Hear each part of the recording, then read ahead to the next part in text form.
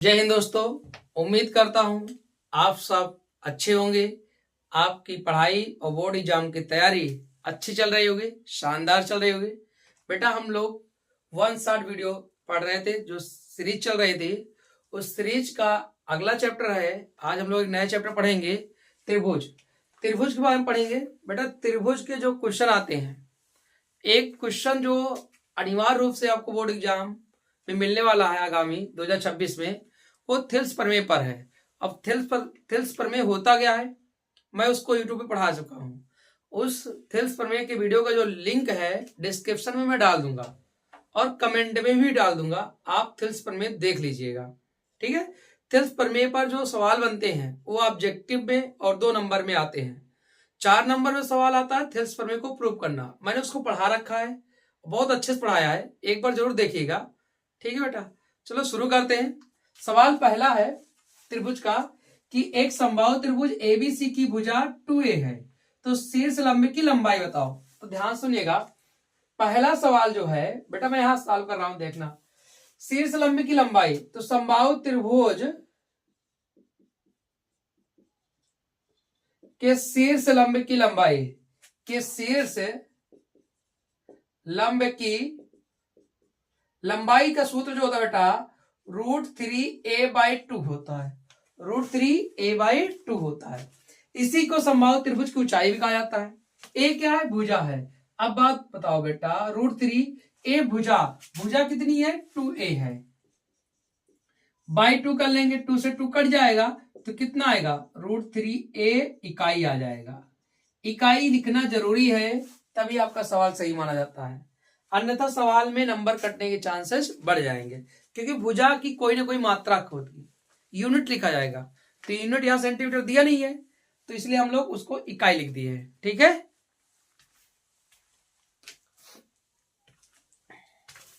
अगला सवाल देखिएगा। सवाल कर रहा है एक त्रिभुज के आधार की लंबाई 14 सेंटीमीटर तथा ऊंचाई 7 सेंटीमीटर है, त्रिभुज का क्षेत्रफल बताओ। तो दूसरा सवाल है बेटा, पूछा है त्रिभुज का क्षेत्रफल। तो त्रिभुज का क्षेत्रफल का सूत्र ही होता है 1/2 आधार गुणे ऊंचाई। तो बेटा 1/2 आधार, आधार की लंबाई कितना है, 14, ऊंचाई कितना है 7, काटेंगे 214 और 7 गुणे 7 बचा कितना आ गया बेटा, 49। अब यहां देखो कुछ नहीं कहा है, अगर यहां पर मैं लिख दूं सब में सेंटीमीटर मान लो, तो क्या हो जाएगा, 49 सेंटीमीटर स्क्वायर। ठीक है। अब ध्यान से देखिएगा, ये 2 सवाल समझ में आ गए अच्छे से, आपको कोई डाउट तो नहीं है। चलो इन दोनों सवाल को मैं रफ कर देता हूं, फिर आगे बताते हैं। देखिए सवाल नंबर 3, सवाल नंबर 3 में क्या है, चित्र में डीई समांतर है बीसी के, तो एडी का मान बताना है और सारे डाटा दे रखे हैं। ऐसे चित्र दिया हुआ सवाल और चित्र बना रहेगा आपके, ऑब्जेक्टिव प्रश्न बता रहा हूं बेटा। अब यहां देखो डीए दिया 7.2 दे रखा है, डीबी दे रखा है बेटा, डीबी सॉरी डीए कहां है, डीए नहीं दिया है, सॉरी एडी पूछा है, तो एडी जो पूछा उसको एक्स मान लेंगे। डीबी दे रखा है 7.2, एई दे रखा है 1.8 और ईसी दे रखा है 5.4। ठीक है। अब ये दे रखा है बेटा, जब कभी ये समांतर होते हैं तो थिल्स प्रमेय लगता है। थिल्स प्रमेय कहता है कि एडी बटे डीबी और एई बटे ईसी बराबर होगा। तो हमें तो एग्जाम में क्या करना है, ऑब्जेक्टिव प्रश्न टिक करना है, तो हम इतना नियम क्यों याद रखें। आपको सिंपल सा एक तरीका बताता हूं, जब कभी ऑब्जेक्टिव प्रश्न में ये आ जाए या इस तरह से क्वेश्चन आता है, इस तरह में डाटा दिया रहेगा, चित्र बनाएगा, कभी कभी डाटा चित्र के साथ ही इंक्लूड कर देता है, तो आपको सिंपल से एक बात याद रखना है। क्या याद रखना है बेटा, डाटा लिखा है तो अच्छी बात है, नहीं लिखा है तो लिख लेंगे किसका किसका मान दिया, इतना कर सकते हो। इसके बाद जो बता रहा हूं ध्यान सुनना, ट्रिक क्या है, ऊपर बटे नीचे, मतलब ऊपर वाला मान बटे नीचे वाला मान बराबर ऊपर बटे नीचे, तो कितना आसान हो गया ना, ऊपर बटे नीचे बराबर ऊपर बटे नीचे। ऊपर क्या है बेटा, एक्स है, सवाल नंबर 3 है, ऊपर क्या है, एक्स है, बटे नीचे क्या है 7.2 बराबर ऊपर क्या है 1.8, नीचे क्या है 5.4। बोल बोल के लिखोगे बेटा, गलत नहीं होगा। गलतियां बच्चे ये करते हैं कि यहां लिखते हैं ऊपर बटे नीचे, यहां लिख देते हैं नीचे बटे ऊपर, गलत हो गया। तो ऊपर से ही चलो दोनों में, तो ऊपर बटे नीचे बराबर ऊपर बटे नीचे, काट देंगे। देखो एक एक अंक पॉइंट है, पॉइंट कट जाएगा। 18 कम 18, 18 54, 3 से काटेंगे बेटा 24 72 होता है, एक अंक में पॉइंट लग जाएगा, यानी जो x का मान निकल के आया ये गुणा हो जाएगा इधर, तो 2 पॉइंट कितना आया 4 आया। कितना आया 4 आया। सवाल नंबर 4 करने से पहले हम सवाल नंबर 5 कर लेते हैं, क्योंकि 3 और 5 एक जैसे हैं, 4 में बता रहा हूं, ठीक है, ये थोड़ा अलग टाइप का हो जाता है। सवाल नंबर 5 में देखो, अभी मैंने सिखाया आपको, जैसे ही पैरेलल देखो तो समझ जाओ करना क्या है, ऊपर बटे नीचे करना है। तो ऊपर क्या है x प्लस 3, नीचे क्या है 3x प्लस 19 बराबर, ऊपर क्या है x, नीचे क्या है 3x प्लस 4। क्रॉस मल्टीप्लाई करेंगे, x का 3x में हो जाएगा 3x स्क्वायर, x में 4 में तो 4x हो जाएगा, 3 का 3x में 9x हो जाएगा, 3 में 4 12 हो जाएगा। इधर x का 3 में 3x स्क्वायर हो जाएगा, x में 19 में तो 19x हो जाएगा, 3x स्क्वायर से 3x स्क्वायर कट जाएगा, प्लस है इधर प्लस है, 13 माइनस कट जाएगा। देखो 9 4 13x हो जाएगा बेटा, 19x उधर प्लस में इधर आके माइनस में हो जाएगा, 12 प्लस में इधर जाके माइनस 12 हो जाएगा, माइनस 6x बराबर माइनस 12 हो जाएगा बेटा, माइनस में कट गया 6 दूनी 12, यानी x का मान कितना आया 2 आया। बताओ समझ में आ रही है, x का मान 2 आया। कितना आसान तरीका है, करना क्या है, ऊपर बटे नीचे बराबर ऊपर बटे नीचे। ऑब्जेक्टिव प्रश्न में एक क्वेश्चन रहने वाला है 2026 बोर्ड एग्जाम में, क्लास 10th वाले बच्चों ध्यान सुन लीजिए, एक क्वेश्चन रहना ही रहना है, ठीक है। अब सवाल नंबर हम देखते हैं क्या 4। तो 4 क्या कह रहे बेटा, अब देखो यहाँ डाटा दिया नहीं है, डाटा भी दिया है और एक चीज समांतर नहीं दिया है, समरूप दे रखा है। तो जब सवाल नंबर 4 में समरूप दे रखा है, त्रिभुज AH के समरूप त्रिभुज ABC, जब समरूप दे रखा है, समरूप का नियम कहता है संगत भुजाओं का अनुपात बराबर होगा। संगत भुजा मतलब पहले दो बटे पहले दो, तो पहले दो AH है, इसका पहले दो AB है, फिर बाद का दो, फिर बाद का दो, तो HK है बटे BC है बराबर, फिर पहला और अंतिम ले लो AK और बटे AC। अब क्या पूछा है बेटा, AC का मान बताना है, किसका मान बताना है AC का, तो AC वाला ये है, इसको उठा लो। और क्या कह दिया है BC दिया है, तो BC किसमें है, इसमें है HK बटे BC, बाकी और इसको उठाने की जरूरत नहीं है क्योंकि इतने से काम चल जाएगा। तो बेटा HK कितना है 7 है, BC कितना है 3.5 है, AK कितना है 10 है, AC का मान निकालना है, तो AC बराबर क्या आ जाएगा बेटा 3.5, 10 के साथ गुणा हो जाएगा बेटा, नीचे 7 आ जाएगा, काटेंगे 0.5 आ जाएगा, तो AC का मान गुणा करेंगे 10 से तो 50 हो जाएगा, एक अंक पे दशमलव के 0 खत्म हो जाएगा, यानी AC का मान कितना आ गया 5 आ गया। AC का मान कितना आ गया 5 आ गया। ये 5 क्वेश्चन थे जो आपके बेसिक आते हैं 1 नंबर 2 नंबर में। अब कुछ क्वेश्चन देखेंगे जो आपके 4 नंबर में आते हैं, ठीक है बेटा। चलिए फ्रेंड्स, अब 5 सवाल और देखते हैं जो आपके 4 नंबर में सवाल आते हैं और 2 नंबर में आते हैं। ये जो पहला सवाल है ये 2 नंबर का है, जैसे मैंने पीछे करा चुका हूं, और बाकी जो 4 सवाल हैं 4 नंबर में है आते हैं, ठीक है। ध्यान से देखिएगा, पहले नंबर हम सवाल नंबर 6 को कर लेते हैं, ठीक है। 6 को कर ले कि पहले 10 को कर ले, क्योंकि 10 को मेरे पास जगह आ जाएगा, पहले मैं 10 को कर लेता हूं कि 6 को कर ले। चलिए पहले 6 को कर लेते ताकि अभी आपने फिलहाल भी इसको किया है तो इसको हम पहले करके दिखा देते 6 नंबर सवाल को। ध्यान से देखिएगा, सवाल नंबर 6 करते हैं इसका हल। सवाल नंबर 6 का हल देखो बेटा, मैंने बताया था ये बराबर डी समांतर बीसी देखते मान ही दिमाग में आना चाहिए कि ऊपर बटे नीचे बराबर ऊपर बटे नीचे। पहले मान लिख देते, एडी का मान कितना है x है, बीडी का मान कितना है x माइनस 2 है, AE का मान कितना है x प्लस 2 है, और EC का मान कितना है x माइनस 1 है। तो आपको दिमाग में आना चाहिए ऊपर बटे नीचे, ऊपर x है नीचे x माइनस 2 है, ऊपर x प्लस 2 है नीचे x माइनस 1 है, क्रॉस मल्टीप्लाई कराएंगे बेटा, x का गुणा कराएंगे तो x स्क्वायर हो जाएगा, फिर माइनस x होगा, इधर क्रॉस मल्टीप्लाई कराएंगे x स्क्वायर हो जाएगा, माइनस 2x होगा, फिर प्लस 2x होगा और माइनस क्या हो जाएगा 4, बेटा एक्स स्क्वायर से एक्स स्क्वायर कट जाएगा, 2x से 2x कट जाएगा, यानी माइनस एक्स बराबर -4 बचा, फिर एक्स कट गया, माइनस माइनस कट गया, तो एक्स बराबर क्या बचा, 4 बचा। देख रहे हो, 2 नंबर के सवाल थी ये, कितना आसान आता है, बेसिक से कॉन्सेप्ट, ऊपर बटे नीचे बराबर ऊपर बटे नीचे। ठीक है, सवाल को ऐसे करना है। ठीक, अब आ जाइए सवाल नंबर हम लोग 10 देख लेते हैं, फिर 7, 8, 9 देखेंगे। ठीक, एबीसी तथा डीई दो समरूप त्रिभुज हैं, तो कोण ए दे रखा, कोण ई दे रखा, कोण सी पूछा है, ध्यान से देखेगा। तो बेटा हमें एक चीज याद, चूंकि त्रिभुज ए बी सी समरूप त्रिभुज डी ई एफ है, अगर ये समरूप है तो इसलिए कोण ए बराबर कोण डी का होगा, कामा कोण बी बराबर कोण ई के होंगे, कामा कोण सी बराबर कोण एफ का होगा। यानी बेटा जो ए का मान है वही डी का मान है, और जो बी का मान है वही ई का मान है। तो ए का मान दे रखा है, अब हमें इससे पता है बेटा कि कोण बी बराबर कोण ई है, तो कोण बी बराबर कोण ई का मान 75 ये दिया हुआ है, दिया है नहीं दिया, तो कोण बी का मान 75 अंश हो गया, कोण ए का मान दे रखा है 57 अंश, ए भी दिया है। तो हमें कोण सी निकालना है, तो हम लोग अच्छी तरह जानते हैं कि त्रिभुज ए बी सी में बेटा कोण ए प्लस कोण बी प्लस कोण सी बराबर 180 अंश।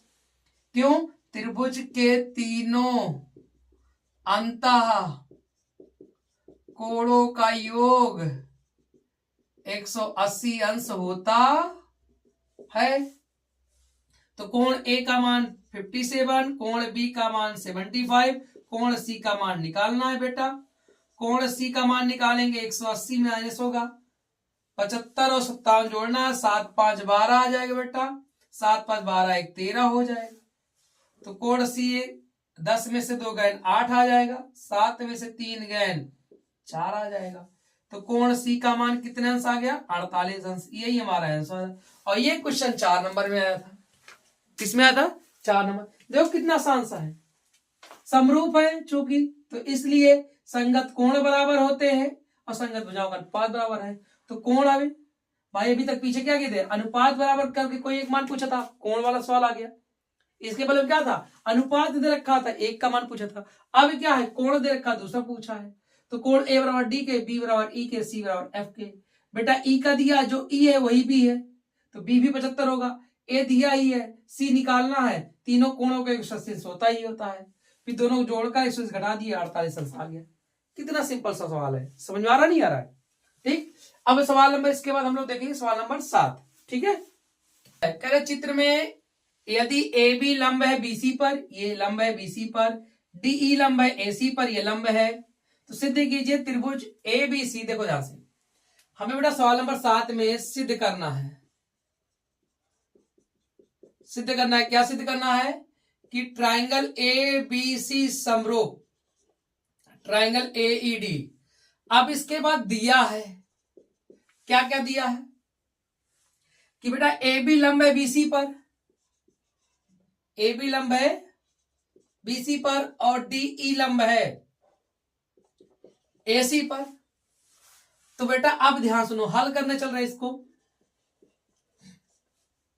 लिखेंगे त्रिभुज ए बी सी तथा त्रिभुज ए ई डी में, ए B C A D E में। तो पहला नंबर एक चीज तो हमें दिख ही रहा है, ये लंब है तो दोनों 90 अंश होंगे, तो हम लिख देंगे कोण ए बी सी बराबर कोण ए डी ई बराबर 90 अंश। क्यों, क्योंकि ये क्वेश्चन दे रखा है ए बी लंब है बीसी पर और डीई लंब है एसी पर। अगला एक चीज और है कि कोण बी ए सी बराबर कोण डी ए ई बराबर क्या होगा बेटा, उभयनिष्ठ होगा। अब अगर किसी भी ट्राइंगल के दो कोण बराबर हो जाते हैं तो कोण कोण की कसौटी से समरूप हो जाएगा, पूछा है बस खाली। ठीक है, तो इसलिए ट्राइंगल ए बी सी समरूप ट्राइंगल ए ई डी, आगे लिख दें किस नियम से बेटा, ए की कसौटी से, कसौटी से क्या होता है, ये समरूप होता है, यही हमें सिद्ध करना था। मतलब दो त्रिभुज को ले लो, उसमें दो कोण बराबर दिखा दो, समरूप आपका सिद्ध हो जाएगा। तो इन्हीं को पढ़ के जाना एग्जाम में, बस परेशान मत होइए ज्यादा, ठीक है।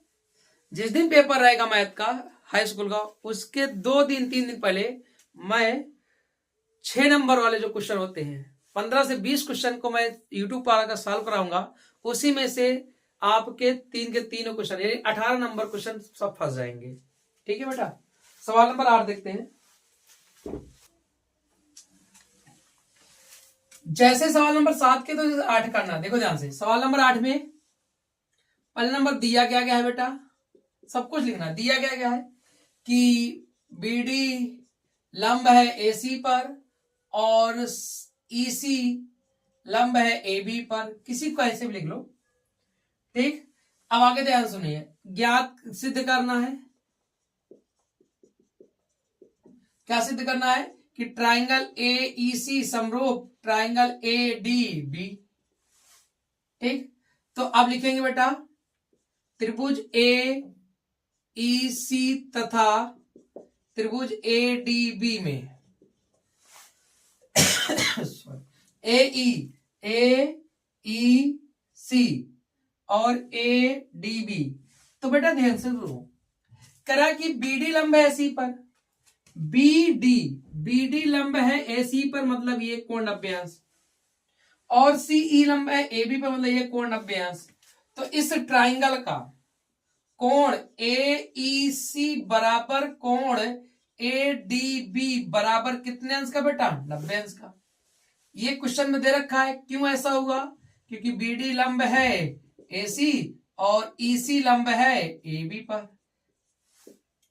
अब दोनों में एक एंगल कॉमन है, एंगल ए इसमें भी आ रहा है, एंगल ए इसमें आ रहा है, यानी कोण सी ए बी बराबर कोण D A B, C A B यानी ये कोण में कौन सा प्रूव करना था, ए ई सी था, ए ई सी, हाँ ये लग, तो ये गलत हो गया, बी नहीं रहेगा, यहां पर रहेगा सी ए ई, सी ए ई, सी ए ई ये वाला कोण, और D B D A B ये वाला कोण, दोनों कॉमन है। डी ए बी बराबर सी ए ई, दोनों बराबर। ये क्या क्यों ऐसा हुआ, उभयनिष्ठ हुआ बेटा। अब हम लिख देंगे, बस खत्म कहानी। इसलिए triangle A E C triangle A D B समरूप होंगे किसके किसके नियम से, एंगल की कसौटी से। क्यों, क्योंकि बेटा अगर किसी ट्राइंगल के दो कोण बराबर है, तीसरा अपने आप बराबर हो जाएगा। तो आप अगर लिखना चाहते हो तो लिख सकते हो कि ए सी ई बराबर ई बी ए बराबर स्वतः लिख सकते हो। जब किसी ट्राइंगल दो कोण बराबर ना, तीसरा अपने आप बराबर हो जाएगा, ठीक। तो इसका सवाल नंबर 8 भी हम लोग कर लिए, दोनों एक ही कॉन्सेप्ट पर था, ठीक है ना। चलिए अब सवाल नंबर हम लोग देखते हैं 9। चलिए बेटा सवाल नंबर 9 देखते हैं। सवाल नंबर 9 में दिया है, क्या क्या दिया है, दिया है O A dot O B बराबर ओ सी डॉट ओ डी, ठीक है। तो इसको हम अच्छे से कर सकते हैं बेटा, ध्यान सुनिएगा।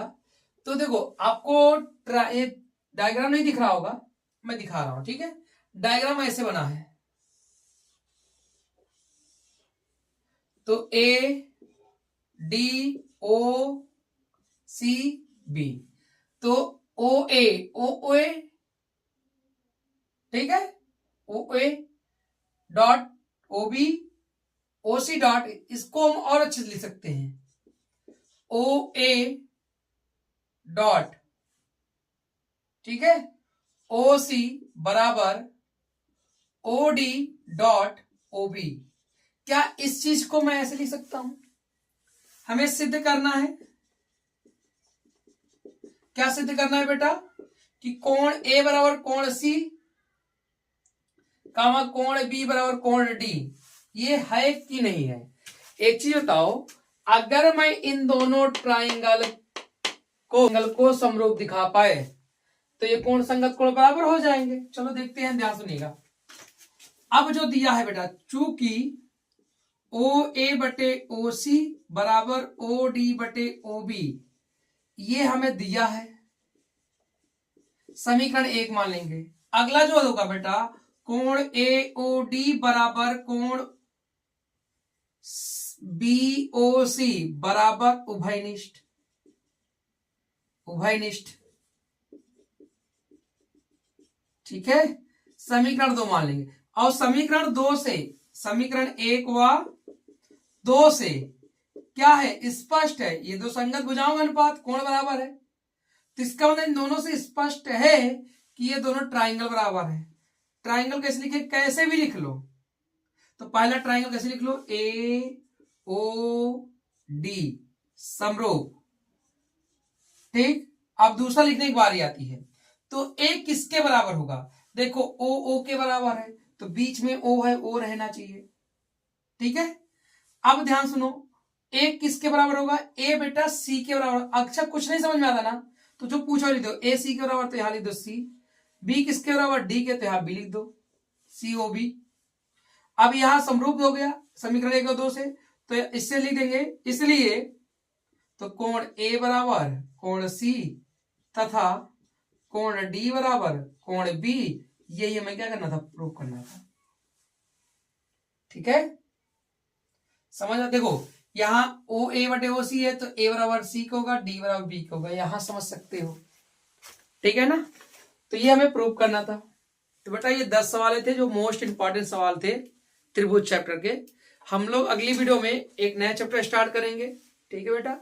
अगर वीडियो अच्छा लगता है तो शेयर कर दिया करो, अगर चैनल को सब्सक्राइब नहीं किया तो सब्सक्राइब कर लीजिए। मिलते हैं नेक्स्ट वीडियो में एक नए टॉपिक के साथ, एक नए चैप्टर के साथ। तब तक के लिए थैंक यू, धन्यवाद, बाय बाय, टेक केयर।